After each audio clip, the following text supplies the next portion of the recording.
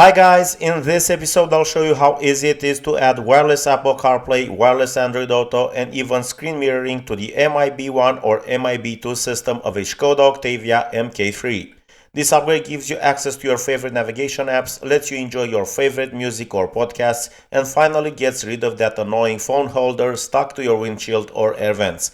The best part is that this product is very affordable, the installation is incredibly simple if you follow this tutorial, and it fully retains the original sound quality and steering wheel controls.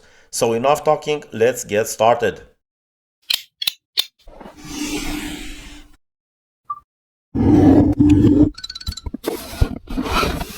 This is the product I purchased for this customer. It is commonly known as a CarPlay module and it is manufactured and sold by AutoABC. I almost always use these modules because they offer excellent performance, proven reliability, and AutoABC's prices are extremely competitive, including free worldwide shipping.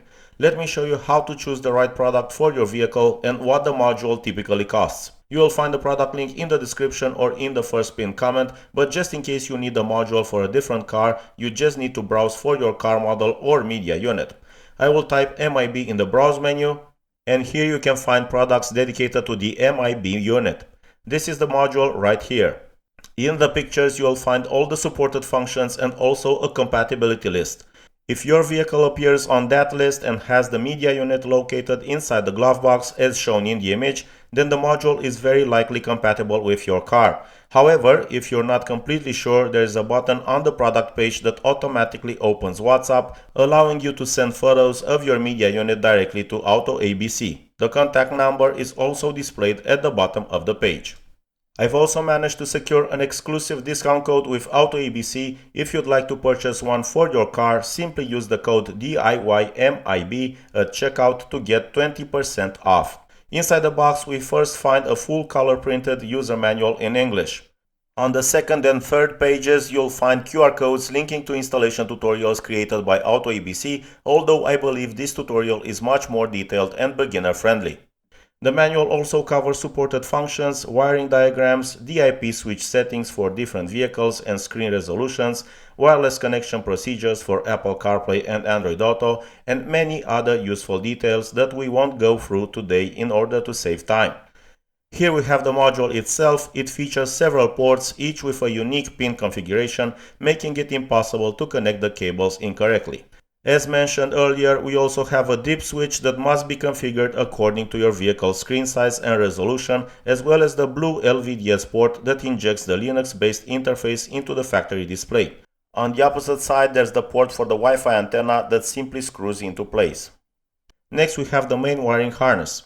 At first glance, it may look intimidating, especially for beginners, but trust me, everything is plug and play and surprisingly simple. There are two large Quadlock connectors, one male and one female, while the white connector provides power to the module. The only cable of particular interest for this MIB1 or MIB2 installation is the mic out cable, which will later connect to a cable labeled mic in on the second wiring harness that I'll show you in a moment. This connection here is designed to eliminate audio noise if any is present. Personally, I've never had to separate it on any of the many modules I've installed. This is the LVDS cable that creates a bypass connection, allowing the module to inject its image into the factory display while fully preserving the original system menu. And this is the second wiring harness I mentioned earlier. It includes a USB port if you want to play media files from a flash drive, use wired Apple CarPlay or wired Android Auto, charge your phone at the same time, or perform future software updates. Here we have several additional wires, and I want to spend a little more time on this section because I receive many questions about reverse camera installation. For vehicles with automatic transmissions, simply connect the camera's yellow RCA connector here and connect the camera's power wire to the pink wire, which supplies 12 volts when reverse gear is engaged. For vehicles with manual transmissions, the module does not receive reverse gear information through the vehicle's CAN bus, so it cannot detect when the car is in reverse. It's the same for all CarPlay modules on the market. In this case, you'll need to connect the camera's power wire both to the brown wire and to the reverse light circuit. When reverse gear is engaged, the reverse light will supply 12 volts and the module will automatically display the camera image over the CarPlay interface. And finally, this small mic in jack is where you'll connect the mic out cable, allowing the module to use the vehicle's original microphone for phone calls and ensuring excellent call quality. Here we have the Wi-Fi antenna, which simply screws onto the module. You'll also find two removal keys that can be used to remove either the media unit from the glove box or the display itself, depending on where you decide to install the module. There are two possible installation locations above the glove box or behind the display. I chose the second option because there is a huge amount of available space behind the screen, much more than above the glove box, where numerous cables also need to be accommodated. Now let's move to the vehicle and I'll show you just how simple the installation process really is.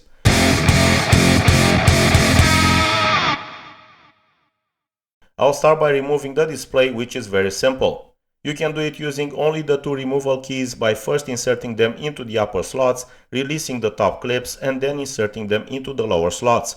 Alternatively, you can do what I do and use 4 keys at once. I have several left over from previous installations, but you can easily find them online for very little money.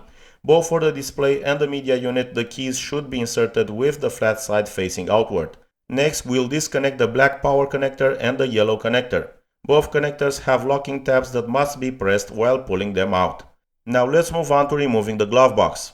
On the right hand side of the glove box there is a plastic retaining clip that needs to be released using a screwdriver. Simply insert the screwdriver underneath the clip and gently lift it until it disengages. Then lift the glove box slightly and it will unclip from the lower mounting points. This is the plastic retaining clip, and at the bottom there are 2 additional hooks that engage with these mounting points. Next, we need to remove several T20 screws. There is one screw here and another one here on the lower section. On the upper section there are 4 additional screws as shown in the video.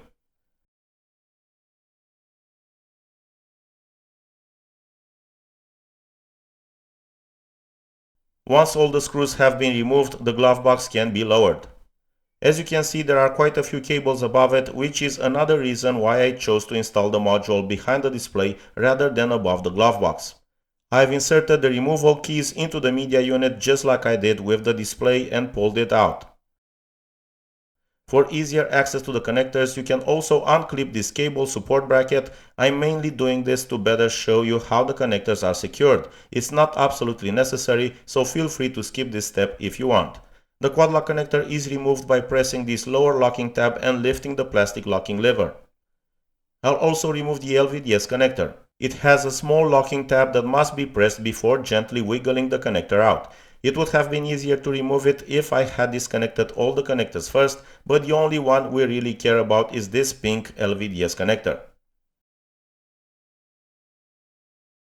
Now I'll prepare the main wiring harness for installation. All we need to do is route the module's power cable and the cable labeled mic out through an opening in the center console structure so that the connectors reach the area behind the display where the module will be mounted. I'll also connect the second wiring harness even though the customer is not interested in using the USB port. We still need it because the cable labeled mic in must be connected to the mic out cable from the main wiring harness.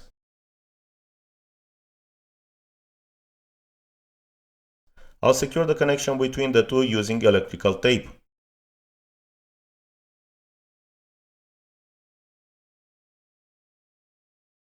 Next, I'll route the Quadlock connectors from the main wiring harness through the same opening used by the factory wiring and bring them to the media unit. Now I'll connect the original Quadlock connector to its matching aftermarket connector. I'll place this connection behind the media unit housing and then insert the remaining aftermarket Quadlock connector into the media unit itself. The locking lever should be in the raised position first. Insert the connector as far as possible, then lower the lever to lock it into place. Now let's take the LVDS cable supplied with the kit and connect the original pink LVDS connector to its matching connector. I'll now remove the wire tie. Next, I'll insert the light blue LVDS connector into the media unit where the original pink connector was previously installed. The only remaining connector is the dark blue LVDS connector, which must be connected to the matching dark blue port on the module.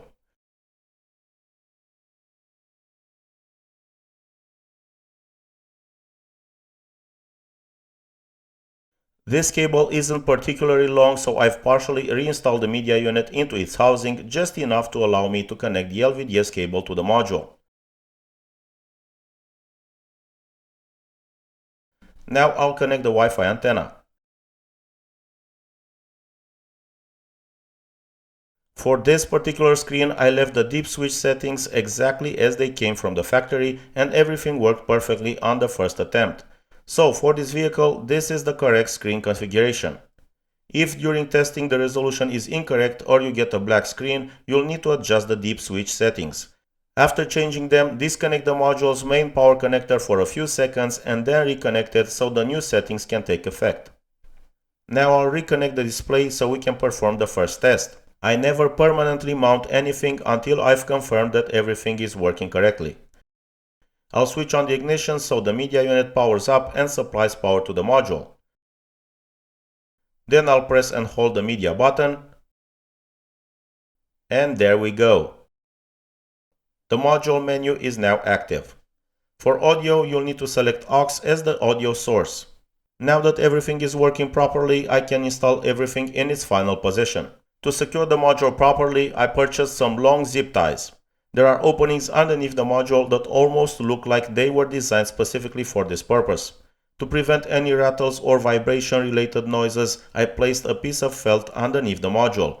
It serves as both a sound deadening material and a vibration absorber while still allowing proper heat dissipation during hot summer days. The module is now mounted very securely and definitely won't produce any unwanted noises. I can now remove the display keys and snap the display back into its final position.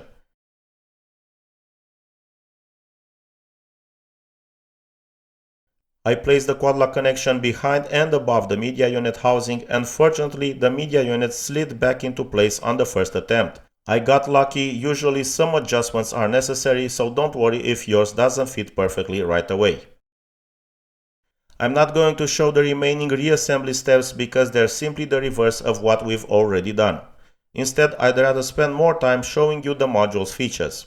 To enable Android Auto or Apple CarPlay, make sure both functions are activated in the settings menu shown on the screen. If you'd like to use screen mirroring, you'll need to enable the corresponding functions as well. Just keep in mind that CarPlay and mirroring cannot be active at the same time. To pair your device, simply follow the instructions that appear after tapping the CarPlay icon.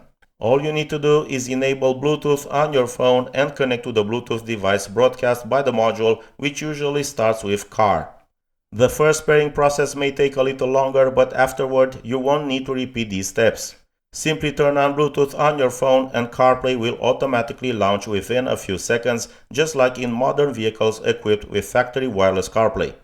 Menu navigation is very responsive, even though the touchscreen itself isn't particularly sensitive and requires a slightly firmer press. Of course, this has nothing to do with the module itself. I'll now show several applications running in real time so you can see how smoothly everything performs. And route. Search. Then London.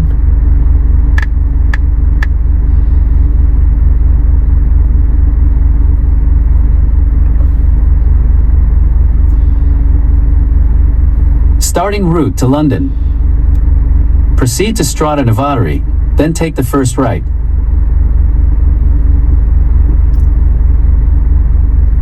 Hey Siri, drive to Berlin. Getting driving directions to Berlin. Your next stop is Berlin. Turn right.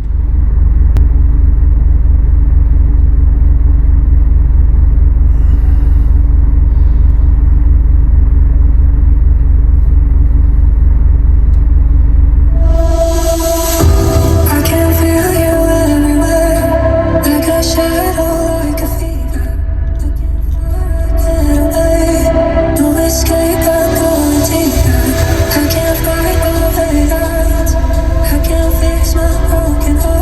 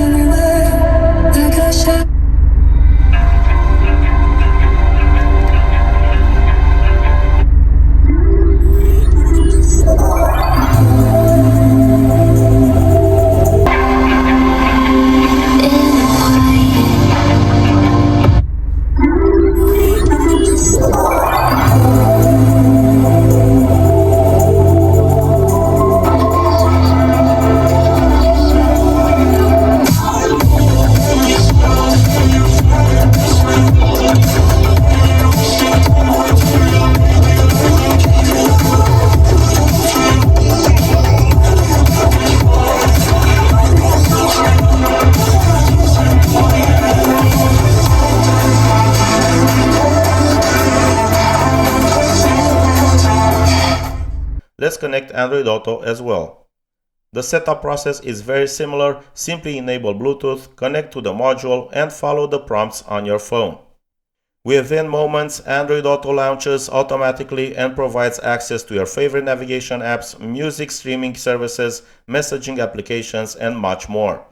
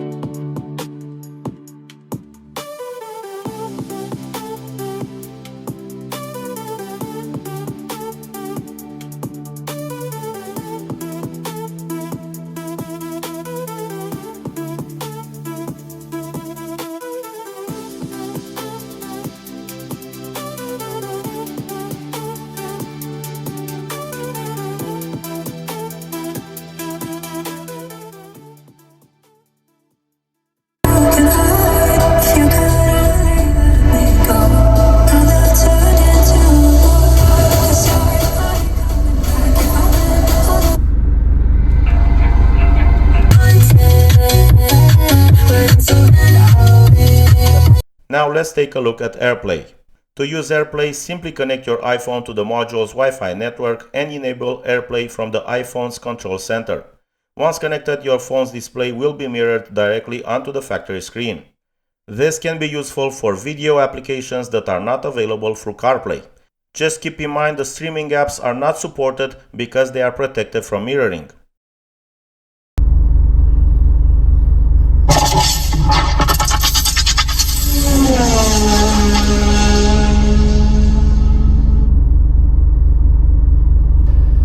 Olá, amantes dos Mercedes! Neste vídeo vou mostrar como adicionar CarPlay sem fio. And now we've reached the conclusion. I can honestly say that this module performs exceptionally well. The installation was fairly straightforward and in total took me roughly 1 hour to complete. Of course, I've installed quite a few of these modules over the years, but with the help of this tutorial, I believe almost anyone can complete the installation without too much difficulty. The connection to the phone is stable, the applications run smoothly without noticeable lag, and the overall user experience is excellent. Considering the features it offers, I also believe the price is very competitive. I've tried to show you the product and the installation process as thoroughly as possible so that you'll know exactly what to expect before purchasing one yourself. Creating videos like this take many hours of filming and editing, so if you found this tutorial helpful, don't forget to leave a like and subscribe to the channel. If you have any questions, feel free to leave them in the comment section below and I'll be happy to help. Until next time, safe travels and all the best.